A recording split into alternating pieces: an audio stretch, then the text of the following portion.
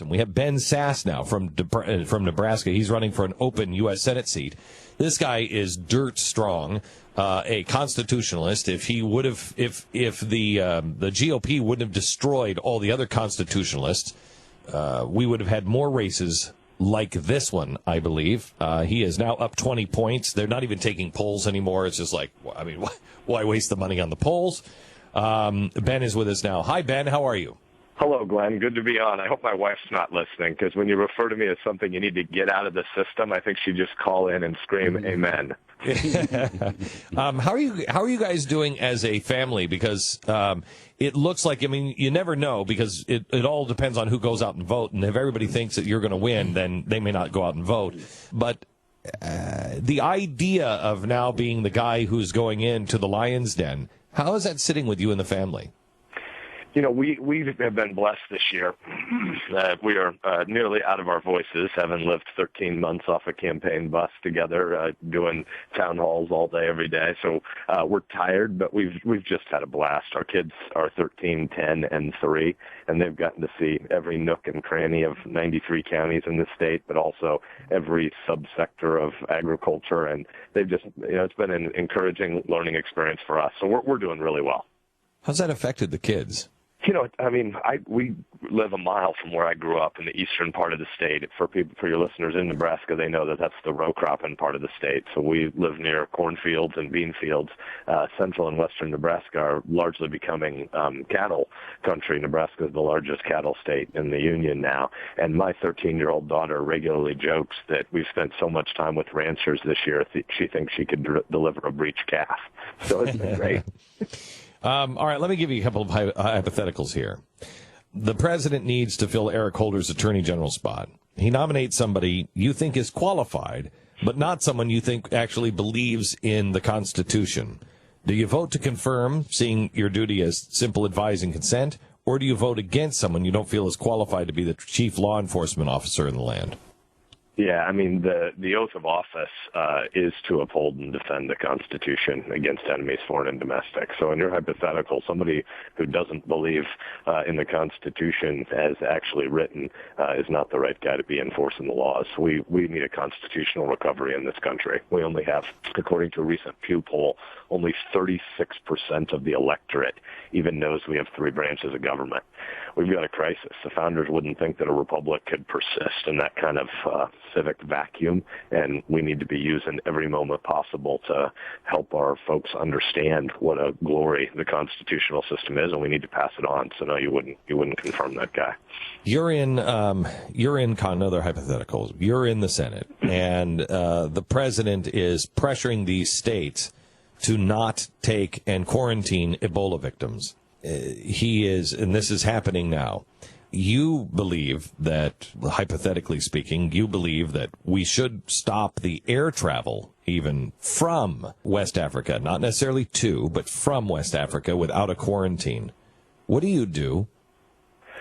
Yeah, so I think there are 2 different parts of that. The first one is we're fortunate to have a federalist system where you have layers of government, so that we don't want in the American system to consolidate power at this distant place called Washington, D.C. Washington exists for a limited number of things. There are really important duties in the federal government, but they're enumerated. And so most decisions, wherever possible, should be made at the state and local level. And so if governors and mayors think a quarantine is in order, they're closest to their people and they know their circumstances. And so we would want to be responding to the lowest levels of government wherever possible. Obviously, in something like a public health pandemic crisis, it isn't contained inside some geographic border. So Washington does have really important responsibilities. And right now, this administration can't explain with any clarity why they're opposed to a hiatus and a pause on granting new visas from the 3 most affected countries. It is really bizarre. Your hypothetical lays out exactly the distinction between travel from and travel to. And anytime someone asks, well, why would we be granting new visas when we don't understand what's happening on the ground in Liberia? Why would we want to risk allowing the pandemic to come here? Someone asks a reasonable question, including lots of, center-left journalists who've asked these kinds of questions, and the administration responds with this bizarre kind of, I'll run out the clock by just pontificating about how you don't want to solve the problem. And obviously the best way to solve a pandemic problem is on the ground closest to the point of origin. So that's in Liberia. The U.S., particularly through the CDC, has real important responsibilities, and we should be deploying folks, both public sector and private, to Liberia. But the administration doesn't answer with any coherence. Next hypothetical. Baghdad falls. We have the largest embassy, larger than the Vatican. We have the largest embassy in the world. Cost us, $1 trillion? No, I think it was several billion, right? Oh, I think it was hundreds plus. of billion. It was hundreds of billions. I think it was maybe $750 billion. Most expensive. Seriously? Oh, yeah. Most expensive. It's bigger than the mall in Washington, D.C. It's bigger than Vatican City, its own country. Still, real estate in Iraq can't be that expensive. Well, anyway, we've spent a lot of money. Yeah, we've spent a lot of money, a lot of time, a lot of bloodshed. Being $1 billion, by the way, on the cost of that. How much? $1 billion. It's a lot of money. There's, but it was $1 billion. It's early Monday morning. Who's going to argue about 3 more decimal places? That's right. Right. That's right. Especially with this government. With this government. Okay, so we've spent a lot of money, time and treasure. It now is, we are days, perhaps, within the fall of Baghdad. What do you do in the Senate?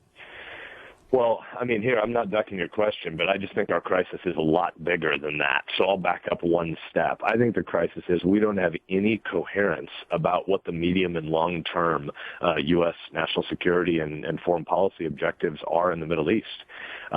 When you travel all day on a bus, as we've been doing for months, talking to Nebraskans, some people, I think if they came and rode the bus and listened to our folks on the ground, they might hear isolationism, but that's actually not what I think our people are saying. What they're saying is they are really, really, really aware that the world is a dangerous place and there are bloodthirsty terrorist organizations that will fill vacuums that arise. And in the kind of miniaturization technology that exists where you can, port nuclear technologies across the globe in stuff that's the size of a large travel suitcase, the U.S. has responsibilities to stop terror networks and jihadi groups of global terror reach. But our folks are very skeptical of giving any authority to politicians of either political party that seem to just be driven by the next media cycle and putting their finger in the wind rather than articulating a coherent long-term policy where we go slowly before we make commitments. But when we make a commitment, our allies should know they can trust us and our enemies should know that they must fear us. And right now, we don't have that with Israel. Israel doesn't think they can trust us, and our enemies don't think they can fear us. And so your Baghdad example is a good one, but I think the bigger problem is there are ungoverned regions in northern Iraq, northern Syria, huge pockets of Pakistan, large parts of Afghanistan, and these kinds of places can swallow, these vacuums could expand and swallow a place like Baghdad, and making a single city decision is not the right choice. The right choice is we need to be articulating a long-term policy that explains that if a jihadi group believes they kill in the name of religion, we're opposed to them. No matter whether they're on this side or that side of a Syrian, Iraqi, Afghani, Pakistani border, we're opposed to them. That doesn't mean we can eradicate everybody, that we can play the global policeman, but it does mean that if one of these terror groups has global reach, they should know to fear us, and right now they don't. Next hypothetical. None of these really are hypotheticals. All of these are going to happen, with you as a senator, most likely. The election is over. The president decides he's just going to grant amnesty. He's already printed 9 million green cards. More are supposedly on the way. But he's already ordered up 9 million green cards. He grants amnesty. What do you do? Yeah, well, I sure hope that isn't where we're headed. I sure hope we're not headed to a place where we are headed towards that exact place. And I think it's going to happen by executive action. Yeah, it is. His pen and his phone speech from last year certainly sets up the predicate for those kinds of actions, but it's a direct attack on his constitutional responsibilities. Our big problem, though, is that the president can say if the Congress doesn't pass the laws he wants them to, it's not that big of a deal to him because he has a pen and he has a phone. Even bigger than that tyrannical act is the belief that, so much of the American electorate doesn't understand that he doesn't have those freedoms. So we have to have a long-term civic re-education project to get there, but the Congress has to start by reaffirming three separate but equal branches that check and balance one another.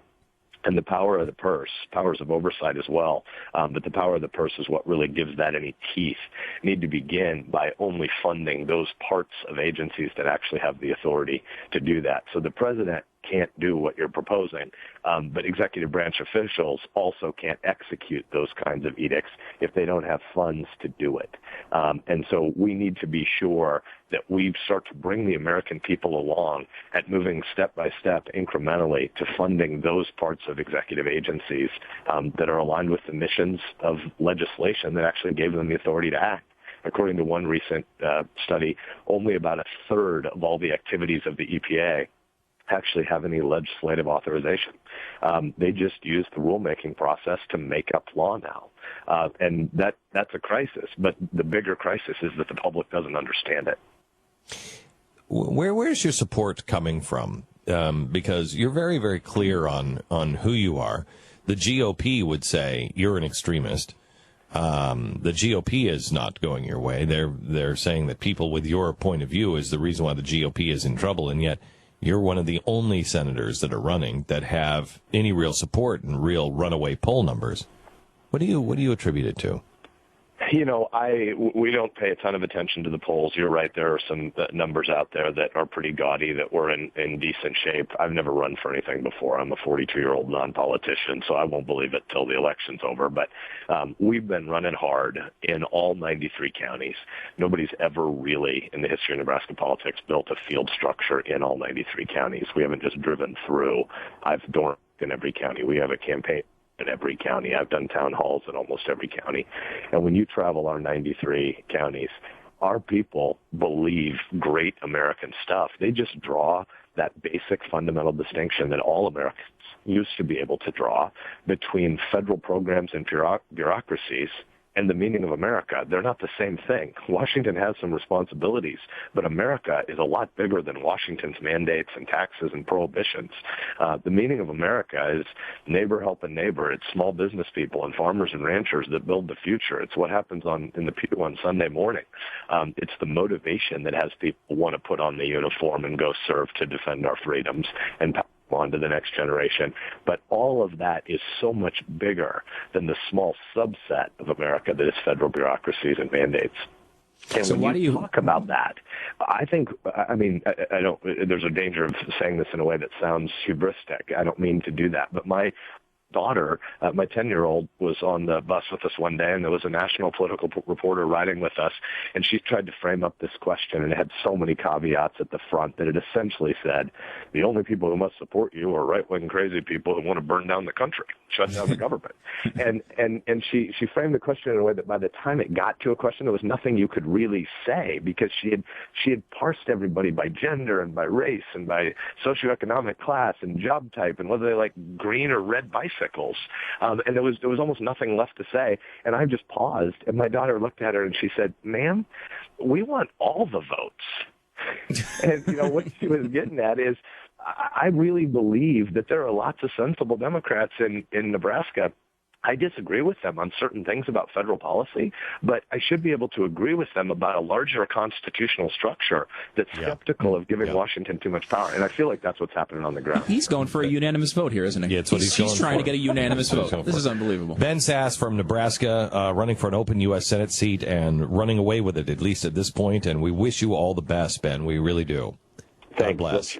Your listeners can check us out at Ben for Nebraska if they're interested in more. Thanks, Glenn. All right. Thanks a lot. Ben Sasse.